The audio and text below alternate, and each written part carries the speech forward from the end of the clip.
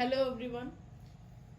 हम पहले डिस्कस कर चुके हैं ब्लैक बॉडी रेडिएशन और फोटो इलेक्ट्रिक इफेक्ट, जो कि हमने प्लैंक क्वांटम थ्योरी से एक्सप्लेन किए थे। अब जो हम पढ़ने जा रहे हैं वो है atomic spectra. So what is atomic spectra? यहाँ पे कुछ मेन पॉइंट्स हैं इसके। Speed of light depends on the nature of the medium through which it passes. वैसे आपको पता होगा, मैंने बताया था पहली वीडियोस में कि जो लाइट है it does not requires a medium to propagate. उसको चलने के लिए, मूव करने के लिए, प्रोपगेट करने के लिए किसी मटेरियल मीडियम की रिक्वायरमेंट नहीं है।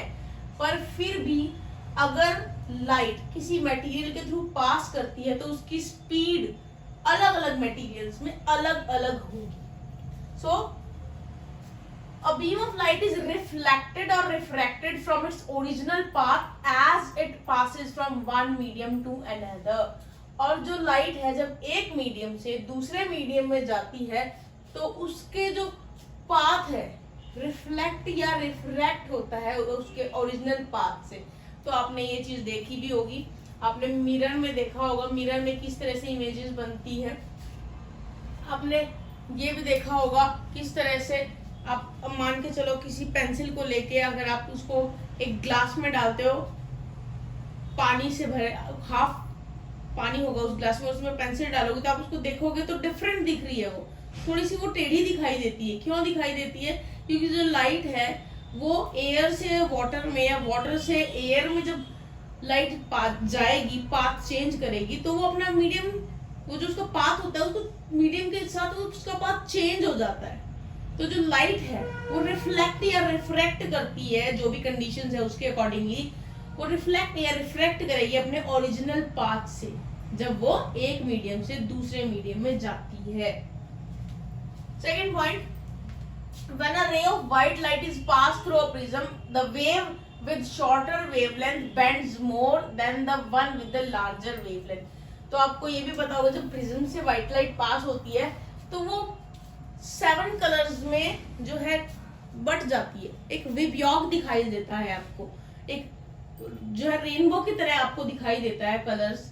तो उसमें क्या है, कौन सी लाइट किस वेवलेंथ की लाइट ज्यादा बेंड करेगी।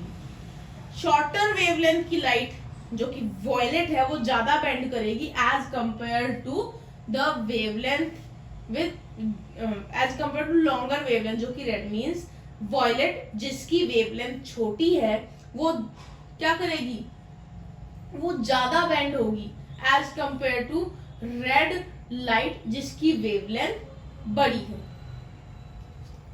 तो आप यही देख सकते हो यहाँ पे, shorter wavelength bends more, see violet will bend more and red will bend less when it passes through a prism.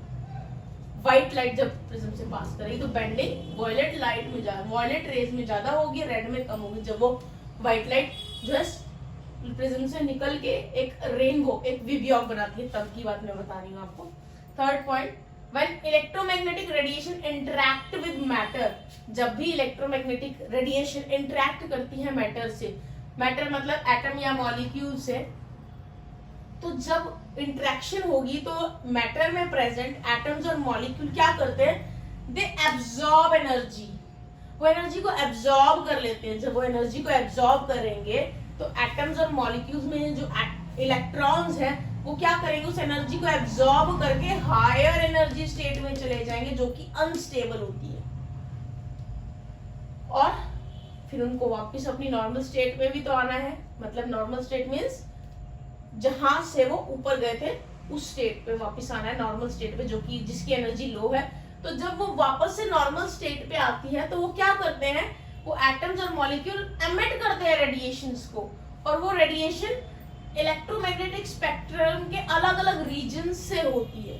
तो पहले लाइट पड़ेगी मैटर पे, मैटर में प्रेजेंट एटम्स और मॉलिक्यूल्स उस लाइट को एब्जॉर्ब करेंगे और इलेक्ट्रॉन्स उन एटम्स और मॉलिक्यूल्स के हायर एनर्जी स्टेट पे चले जाएंगे जो कि अनस्टेबल है। फिर वो वापस अपने लोअर एनर्जी स्टेट पे आएंगे और जब वो वापस आते हैं तो वो एनर्जी एमिट करेंगे इलेक्ट्रोमैग्नेटिक स्पेक्ट्रम के अलग अलग रीजन से।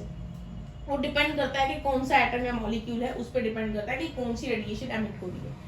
सो depending upon the nature of radiation emitted और absorbed, the spectra are broadly classified as emission spectra and absorption spectra.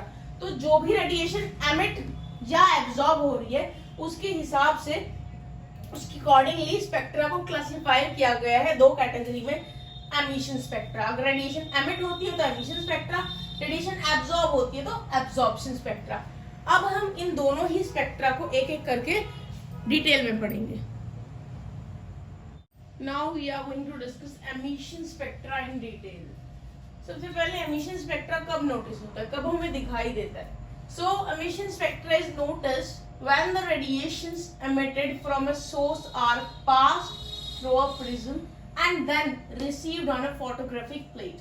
तो जब भी रेडिएशंस प्रिज्म से पास होती है और फिर उनके पास होने के बाद उनको फोटोग्राफिक प्लेट पे जब रिसीव किया जाता है, तब आप इस एमिशन स्पेक्ट्रा को नोटिस कर सकते हो, तब आपको ये दिखाई देगा।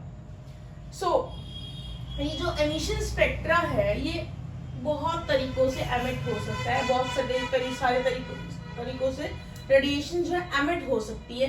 तो कुछ हम यहाँ पढ़ रहे हैं। जैसे पहली, by radiation emitted from sun और ग्लोइंग इलेक्ट्रिक बल्ब। जो ग्लोइंग इलेक्ट्रिक बल्ब है, जो आप बल्ब अपने घर में यूज करते हो, जो ग्लो करता है वो, और जो सन है वो एमिशंस को रेडिएट करते हैं, एमिट करते हैं। दूसरा है passing electric discharge through gas at low pressure. Low pressure पे जब गैस को पास किया जाता है इलेक्ट्रिक डिस्चार्ज से, तब आप एमिटेड रेडिएशंस नोटिस करते हैं। Third, by heating a substance at high temperature. जब एक सब्सटेंस को हाई टेम्परेचर पे हीट किया जाता है तब रेडिएशंस एमिट होती है। So these are the few ways by which radiations can be emitted. I hope you understand these ways. आपको अच्छे से समझ में आ गया होगा किस तरह से रेडिएशन एमिट होती है।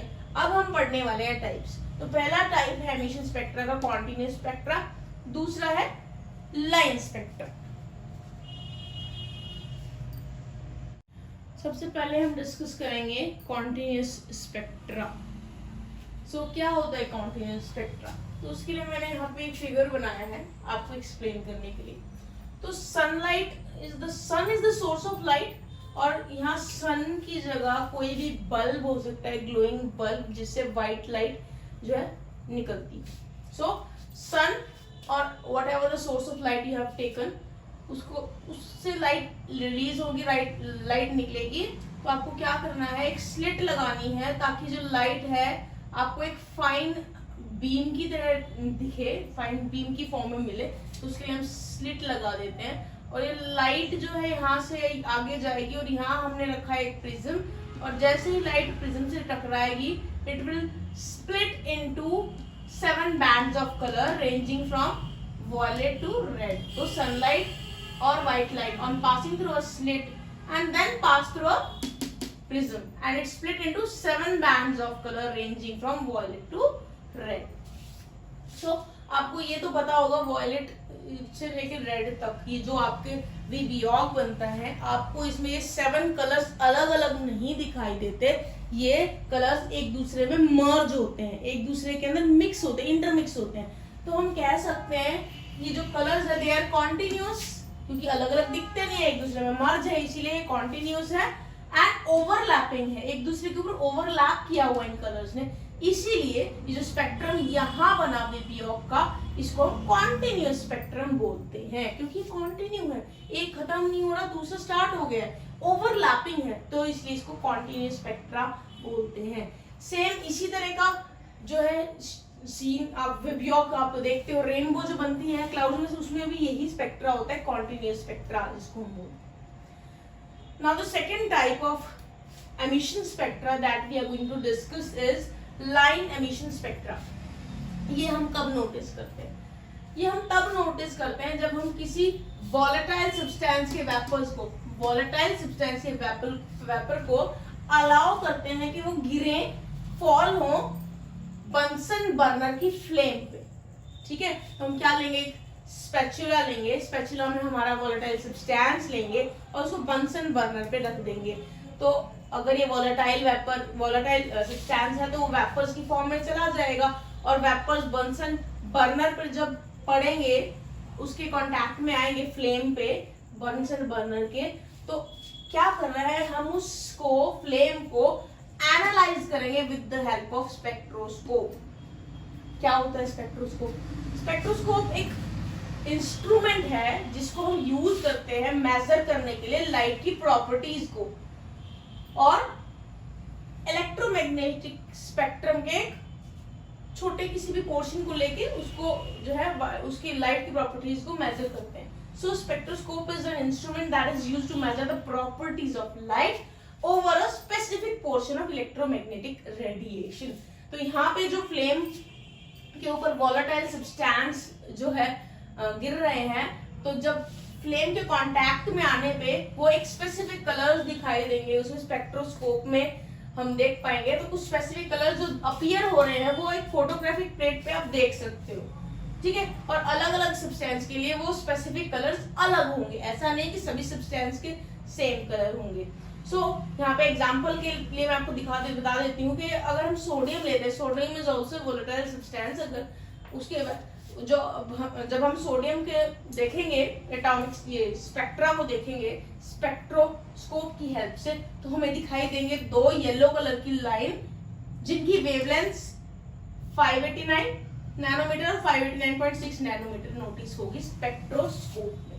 तो ये आपका कॉन्टिन्यूस स्पेक्ट्रा और लाइन स्पेक्ट्रा है। These two are the types of emission spectra. अब हम एटॉमिक स्पेक्ट्रा का सेकंड टाइप पढ़ने वाले हैं, एब्जॉर्प्शन स्पेक्ट्रा। दो टाइप्स थे, एमिशन स्पेक्ट्रा और absorption spectra. Emission spectra just अभी हमने पढ़ा है, अब हम पढ़ने वाले एब्जॉर्प्शन स्पेक्ट्रा। तो when sunlight is passed through the vapors of a substance and the transmitted light is then allowed to strike a prism, dark lines appear in otherwise continuous spectra। तो जब सनलाइट पास करती है किसी भी substance के vapour से, पिछले experiment में जहां मैंने आपको कॉन्टिन्यूस स्पेक्ट्रा बताया था, वहां पे मैंने बताया था कि सनलाइट को हमने स्लिट से पास कराया था, फिर वो प्रिज्म से पास करती थी। लेकिन यहाँ जो मैं बता रही हूँ, वहां सनलाइट से जब सनलाइट जो होती है वो किसी भी सब्सटेंस के वेपर से पास करती है, उसके बाद जो लाइट ट्रांसमिट होती है उसको हम अलाउ करते हैं प्रिज्म से पास करना। डिफरेंस समझो, पिछले वाले एक्सपेरिमेंट में हमने क्या किया था, दो थे स्पेक्ट्रा, एक था कॉन्टिन्यूस स्पेक्ट्रा जिसमें हमने वो एक्सपेरिमेंट पढ़ा था स्लिट वाला, दूसरा हमने वेपर्स वाला पढ़ा था जिसमें वेपर्स को बंसन बर्नर की फ्लेम पे डायरेक्टली पास किया गया था, फिर स्पेक्ट्रोस्कोप से उसको स्टडी किया गया। अब हम एब्जॉर्प्शन स्पेक्ट्रा में मैं क्या बता रही हूँ, एब्जॉर्प्शन स्पेक्ट्रा में मैंने क्या कहा है, सनलाइट को अलाउ किया जाता है कि पहले लाइट वेपर्स सब्सटेंस के वेपर्स से पास करे, फिर उसके बाद जो भी लाइट है ट्रांसमिट हो रही है लाइट, उसके बाद उसको हम प्रिज्म से स्ट्राइक कराते हैं। और अब क्या होता है, अब डार्क लाइंस अपीयर होती है। जो पहले कॉन्टिन्यूस स्पेक्ट्रा आ रहा था विब यॉर्क, अब वहां विब यॉर्क की बजाय डार्क लाइंस हमें दिखाई दे रही हैं। इसका मतलब क्या हुआ कि जो वेपर्स ऑफ सब्सटेंस जो हैं, किसी भी सब्सटेंस के जो वेपर्स हैं, उसने सनलाइट के कुछ पोर्शन को एब्जॉर्ब कर लिया है लाइट के, जिसके कारण हमें यहाँ डार्क लाइंस दिखाई देंगी। जो पहले कॉन्टिन्यूस स्पेक्ट्रा था उसकी जगह डार्क लाइंस, ठीक है।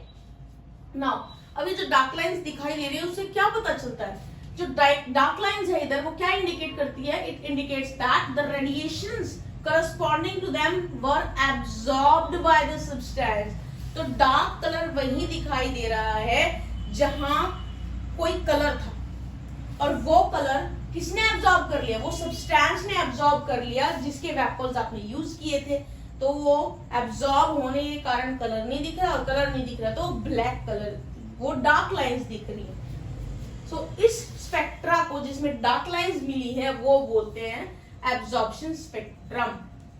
सो डार्क लाइंस एग्जैक्टली उसी पोजीशन पे बनती है जहां पे लाइट ने एमिशन स्पेक्ट्रा शो किया था।